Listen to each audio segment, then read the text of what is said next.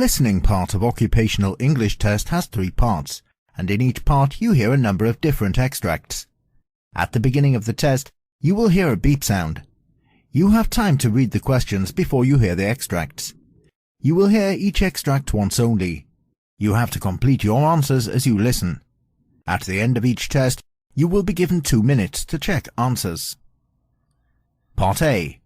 In this part of the test, you hear 2 different extracts. In each extract, a health professional is talking to his patient. For questions 1 to 24, complete the notes with the information you hear. Now, look at the notes for Extract 1. Extract 1, questions 1 to 12. You hear a doctor talking to a patient called Brian Harris. For questions 1 to 12, complete the following notes with a word or short phrase.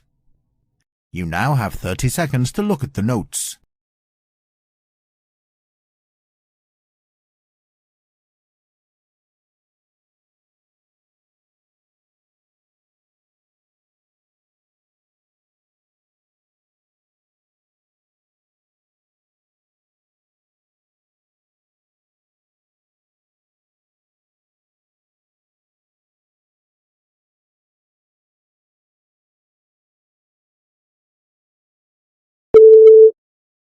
Hello, doctor. Good morning. Good morning. What's your problem? Well, last year I had a traumatic injury to my left posterior. I got hit from a boat while I was in the water. I immediately rushed to the hospital where I had to undergo surgery. I'm still having an external fixation on the wound for healing fractures in the leg. I had undergone grafting and full-thickness skin grafting close to defects in my posterior thigh. It is almost healed right in the gluteal fold on the left area. In several areas along the graft site and low in the leg, there is several hypergranulation tissue developed. Is there any bleeding from the wound? No, doctor. Okay, what's your age? 42, doctor. Do you drink or smoke? No, doctor. Had any other illnesses in the past? Nothing other than Clostridium difficile in the recent past. Are you taking any medication? I'm taking Cipro and Flagyl. Are you allergic to any medicine? No, doctor. Any illness history of family members? My maternal grandmother had pancreatic cancer. My father had prostate cancer, and he has heart disease and diabetes. Well, your physical examination results are perfectly okay.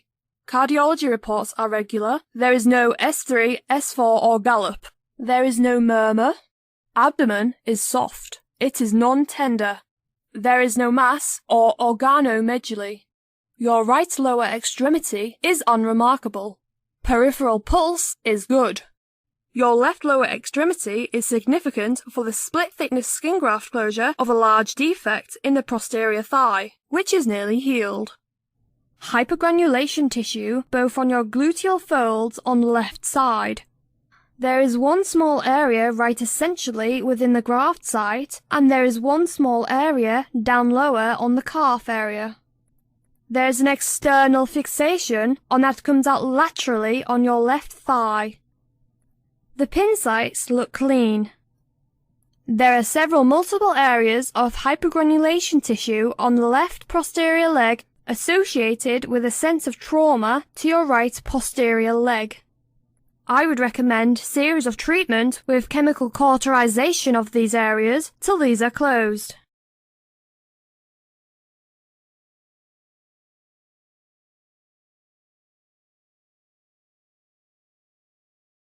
Extract 2, questions 13 to 24.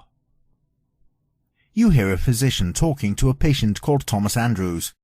For questions 13 to 24, complete the following notes with a word or short phrase.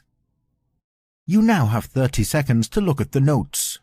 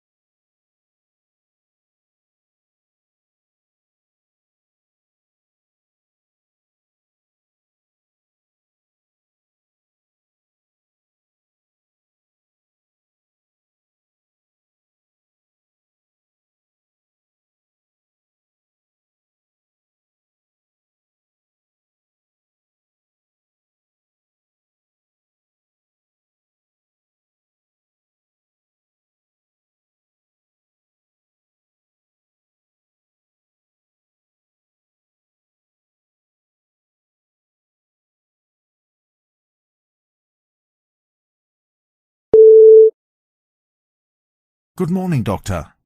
Good morning. Have seated. May I know your problem? Well, I'm a patient with hypertension, chronic intermittent bipedal edema, and recurrent leg venous ulcers. I had a vascular surgery for non-healing right ankle stasis ulcer. I have a serious concern today that I had a low-grade fever of 100.2 early this morning.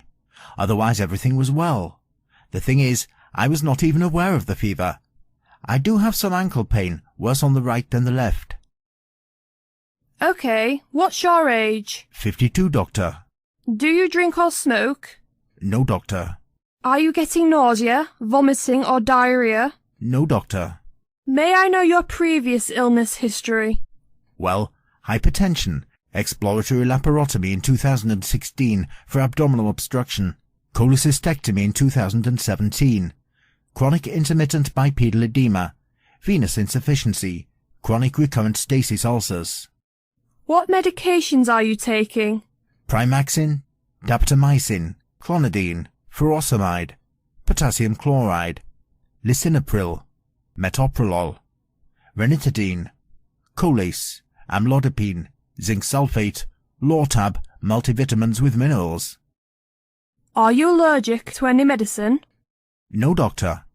Well, the physical examination shows heart rate 73, respiratory rate 20, blood pressure 104/67, temperature 98.3, and oxygen saturation 92% on room air. There is hyperpigmentation involving distal calf on both legs. There is an open wound on the right medial malleolar area measuring 9 by 5 centimeters with minimal serous drainage. Periwound is hyperpigmentated with a hint of erythema extending proximally to the medial aspect, distal third of the right lower leg. There is warmth, but minimal tenderness on palpation of this area. There is also a wound on the right lateral malleolar area measuring 4 by 3 centimeters. Another open wound on the left medial malleolar area measuring 7 by 4 centimeters. Wound edges are poorly defined. Laboratory results show white blood cell count is 5.8 with 64% neutrophils, H&H 11.3/33.8, and platelet count 176,000. BUN and creatine 9.2/0.52, albumin 3.6, AST 25, ALT 9, ALK-Phos 87, and total bilirubin 0.6. Chest X-ray shows chronic bibasilar subsegmental atelectasis, likely related to elevated hemidiaphragm, secondary to chronic ileus. No absolute findings. You have multiple previous wound cultures positive for Pseudomonas, Enterococcus, and Stenotrophomonas. Fevers, right leg, ankle cellulitis, chronic recurrent bilateral ankle venous ulcers, hypertension. I am ordering 2 sets of blood cultures, injection with daptomycin and Primaxine 4. I am ordering an MRI of the right ankle to check for underlying osteomyelitis. Follow-up results of wound cultures. Additional treatment and medications are upon follow-up.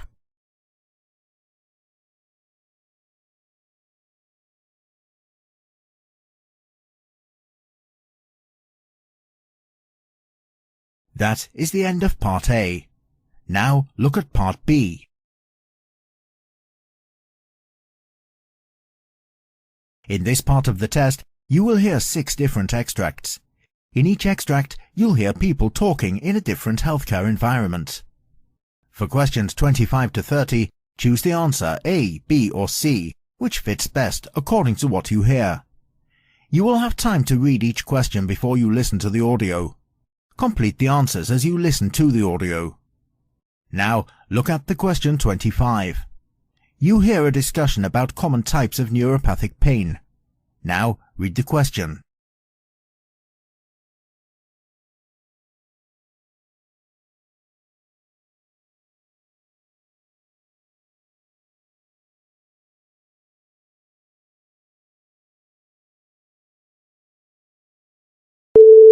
Hello, doctor. What are the common types of neuropathic pain? Well, while there are countless types of neuropathic pain, some of the prominent types include carpal tunnel syndrome. Is caused by nerve compression in the wrists and causes pain in the wrist, thumb and fingers. Central pain syndrome can occur after nervous system damage, such as a stroke. Degenerative disc disease, one may feel neuropathic back pain if it causes damage to the nerves entering or exiting the spine. Diabetic neuropathy causes stabbing pain in the hands and feet of some diabetic patients. Phantom limb pain can occur in some patients after a limb is amputated. Postherpetic neuralgia is brought on by an outbreak of shingles and persists after the condition has cleared. Pudendal neuralgia is a type of pelvic pain caused by compression of the pudendal nerve. Sciatica is caused by compression or irritation of the sciatic nerve and often results in shooting pain that radiates down the back of the leg. Trigeminal neuralgia is characterized by shooting neck and facial pain.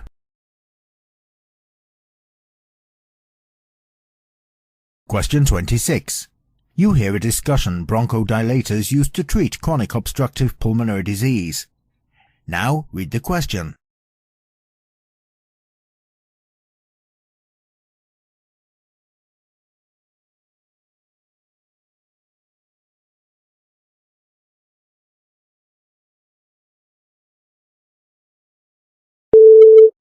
Hello, doctor. What are the different types of bronchodilators used to treat chronic obstructive pulmonary disease? Patients with chronic obstructive pulmonary disease are often prescribed a bronchodilator, a type of medication for relaxing the air passages to help breathe better. Typically, the medications are inhaled through the mouth using a metered dose inhaler, but also come in liquid, pill, injectable or suppository formulations. The three classes of bronchodilators commonly used to treat chronic obstructive pulmonary disease are beta-adrenergic, beta-agonists, anticholinergics, methylxanthines. Beta-adrenergic agonists are a type of medication that binds to specific receptors in the lung called beta-adrenoceptors. By doing so, they block the trigger to bronchial spasms and allow airway passages to open. Beta-agonists can either be short-acting or long-acting, which are delivered either orally or through a metered dose inhaler. Generally, the inhaled method is preferred as it alleviates symptoms faster. Anticholinergic blocks the neurotransmitter acetylcholine in the central and the peripheral nervous system to its receptor in nerve cells and inhibit parasympathetic nerve impulses. Methylxanthines affect not only the airways but stimulate heart rate, force of contraction, and cardiac arrhythmias at high concentrations.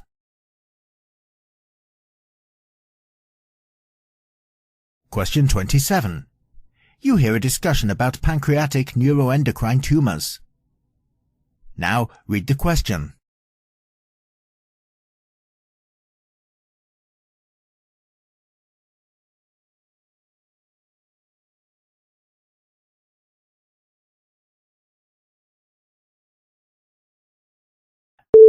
Doctor, what are the various types of pancreatic neuroendocrine tumors?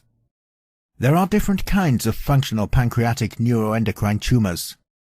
Gastrinoma usually forms in the head of the pancreas and sometimes forms in the small intestine. Most gastrinomas are malignant. Insulinoma forms in the head, body or tail of the pancreas. Insulinomas are usually benign. Glucogenoma forms in the tail of the pancreas. Most glucogenomas are malignant. VIPomas, which make vasoactive intestinal peptide. Somatostatinomas, which make somatostatin.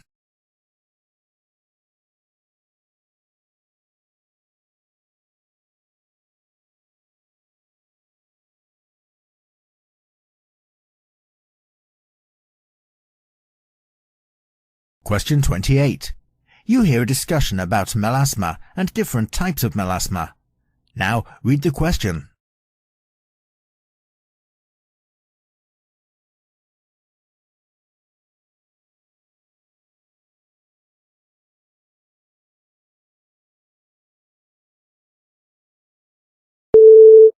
Hello, doctor. What is melasma and what are the types of melasma? Well, melasma is a common patchy brown, tan or blue-grey facial skin discoloration, normally seen in women during their reproductive period. It typically appears on the upper lips, upper cheeks, forehead, and chin of women of 20 to 50 years of age. There are 4 types of pigmentation patterns are diagnosed in melasma: epidermal, dermal, mixed, and an unnamed type found in dark-complexioned individuals. The epidermal type is characterized by the presence of excess melanin in the superficial layers of skin. Dermal melasma is defined by the presence of melanophages throughout the dermis. The mixed type includes both the dermal and epidermal type. In the 4th type, excess melanocytes are present in the skin of dark-skinned individuals.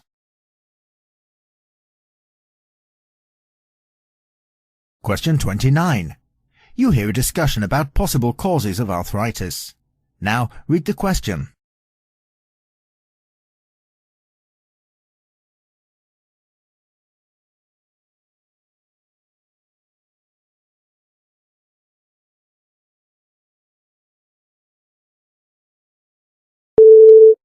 Hello, Doctor. Can you tell me what are the possible causes of arthritis? Osteoarthritis is associated with cartilage damage. Genetic conditions are thought to play a role in osteoarthritis. Age alone is no longer seen as the cause of osteoarthritis. Rheumatoid arthritis is an autoimmune disease that develops as the immune system malfunctions and attacks the body's own tissues. Gout develops when excessive uric acid accumulates in the body and crystals are deposited in the joints. Reactive arthritis causes joints to become inflamed as a result of an infection that triggers the immune system. Usually, this condition resolves.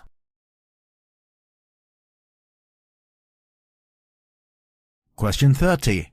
You hear a monologue of a physician on granulomas. Now, read the question.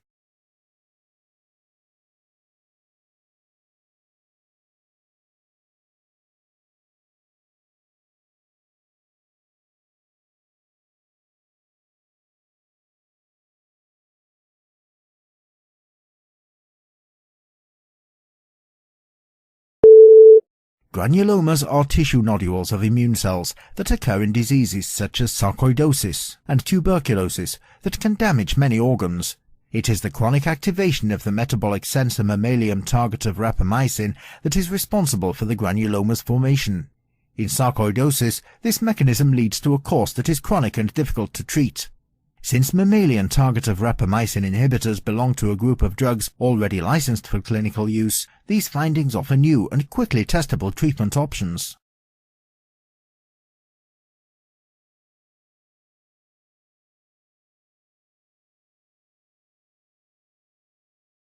This is the end of Part B. Now, look at Part C. Part C. In this part of the test, you'll hear 2 different extracts. In each extract, you'll hear health professionals talking about specific aspects of their work. For questions 31 to 42, choose the answer A, B, or C, which fits best according to what you hear. Complete the answers as you listen to the audio. Now, look at Extract 1. Extract 1, questions 31 to 36. You hear the lecture given by a physician on colectomy surgery. You have 90 seconds to read questions 31 to 36.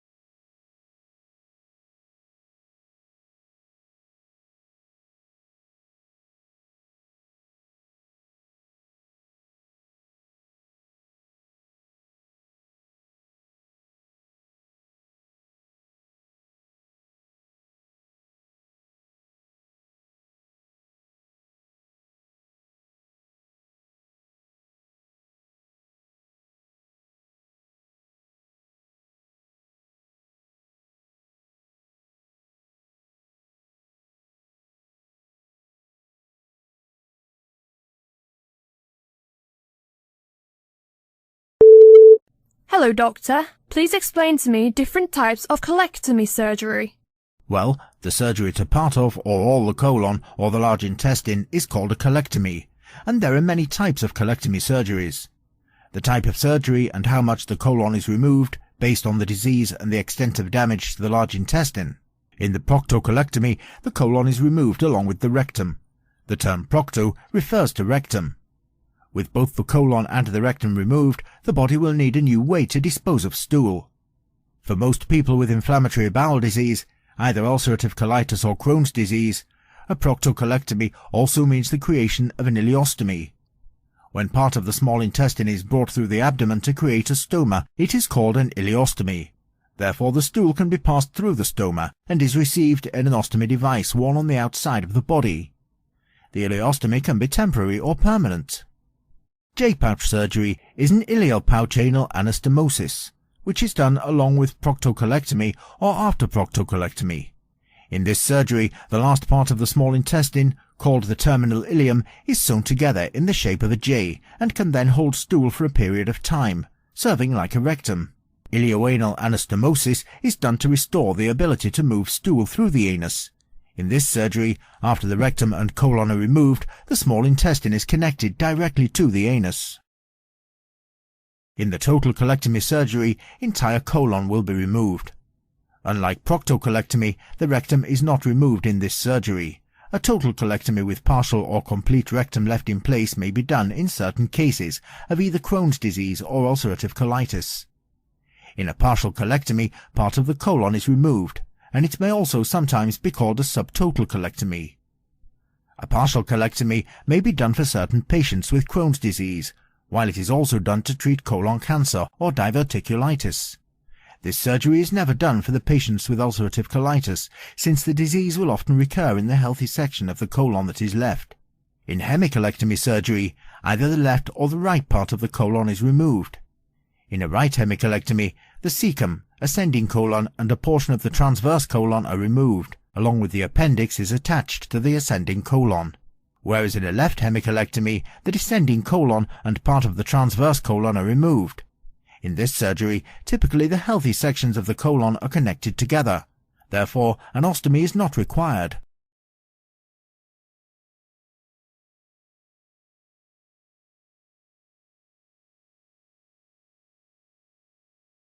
Now, look at Extract 2. Questions 37 to 42.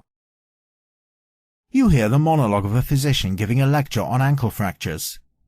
You have 90 seconds to read questions 37 to 42.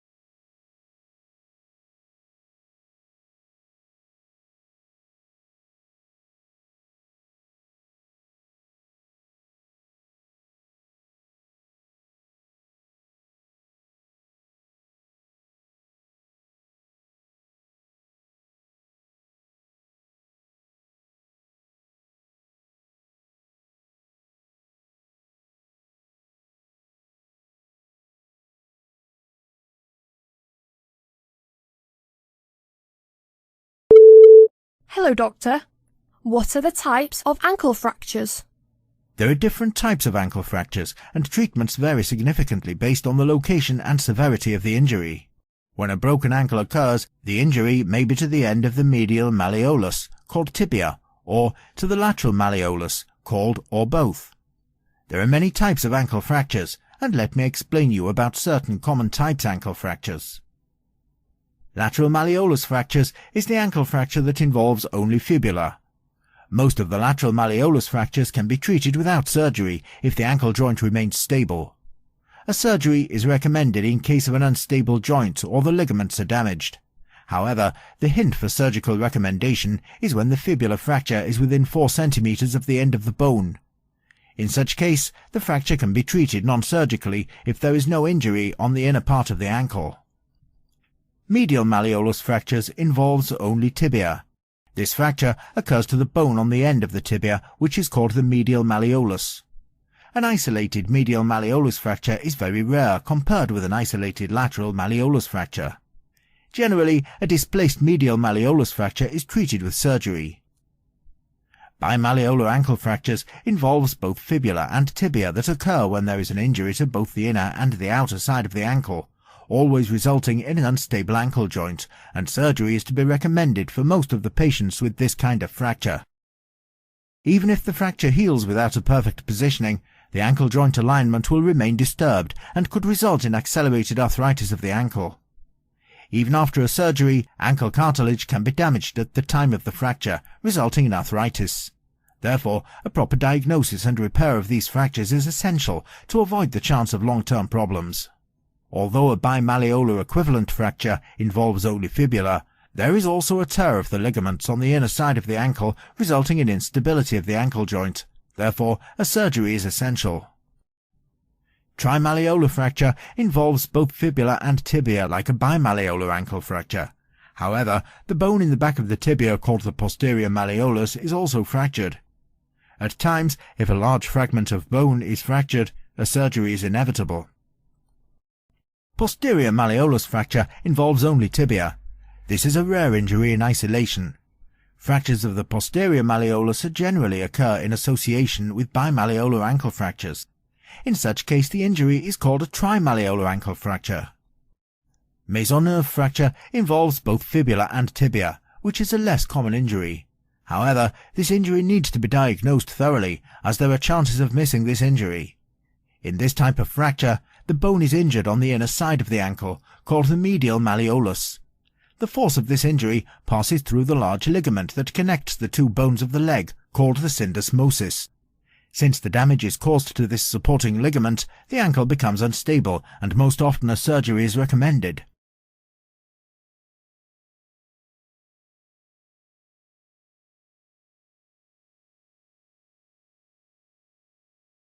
This is the end of Part C. You now have 2 minutes to check your answers.